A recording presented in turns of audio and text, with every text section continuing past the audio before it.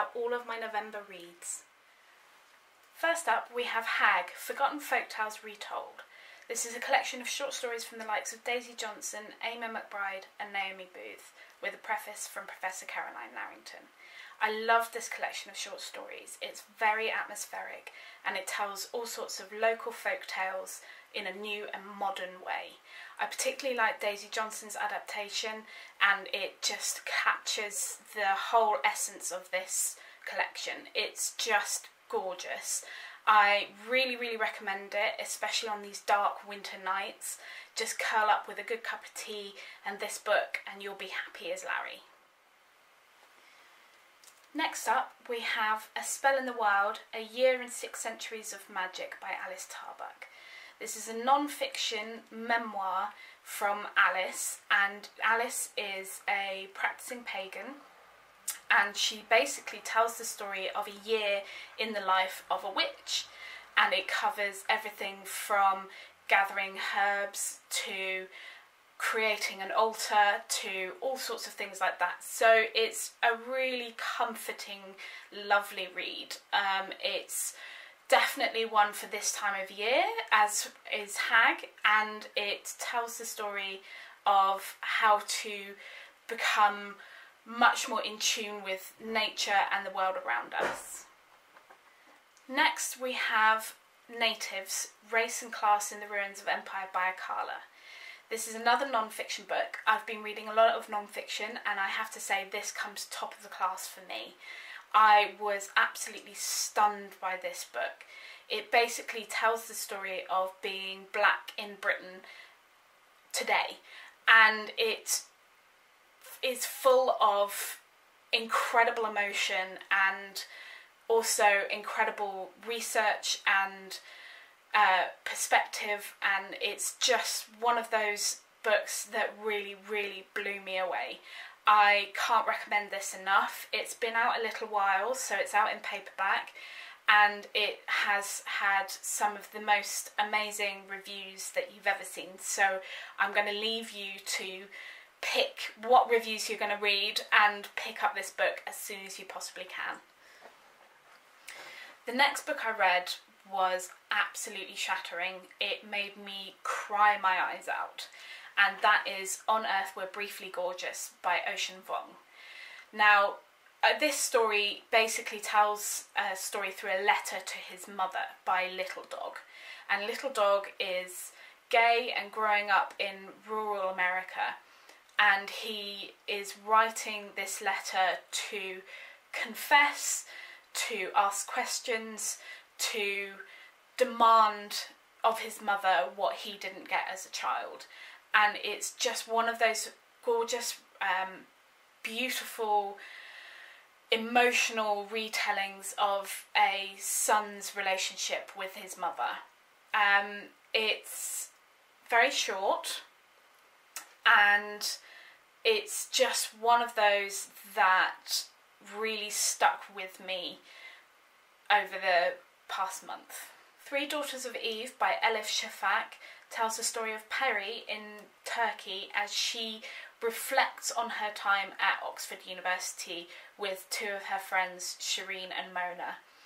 This is another heartbreaking book. It tells the story of Peri's childhood in Turkey with her very devout mother and her very undevout father, and it tells the story of her relationship with this very charismatic professor at Oxford University and the dramatic fallout that happens. And the story kind of takes place all in one night, so she goes to a dinner and she ends up reliving this story of what happened to her at Oxford University.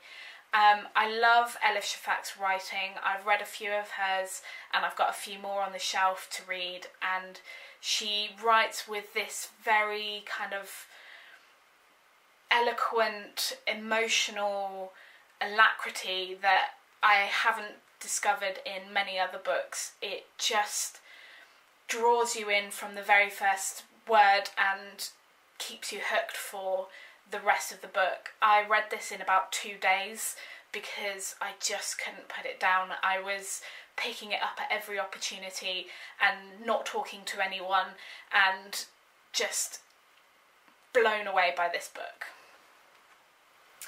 The next book I read was on my Kobo, and that is Girl at War by Sarah Novic. This tells the story of Anna, who is a young Croatian girl growing up in what was formerly known as Yugoslavia during the war. Anna loses her parents at a very young age and has to grow up on her own, and this is her story told in 4 parts as she goes through losing her parents and dealing with the aftermath of that. I read this for my book group, and it was picked by Ursula, and it was one of those books that I would never have picked up before, but it was very kind of sweetly told. It definitely drew you into the story. I have to admit, I know very little about the conflict, so it kind of taught me a little bit about what went on there. And then Anna is a really, really likeable character. She is very determined, she's very strong, but she's also got this beautiful kind of vulnerability running throughout. And it was just one of those stories that I felt really satisfied reading. I really liked the characters, I really liked the structure of the book, and it was one of those that I would definitely pick up again. The last book I read in November was Silver Sparrow by T.R.E. Jones. I picked this up in a W.H. Smith at a train station because I'd forgotten my book and I couldn't bear to be on a train without a book. And this is an absolutely rip-roaring read. It's very fast-paced, it's very entertaining.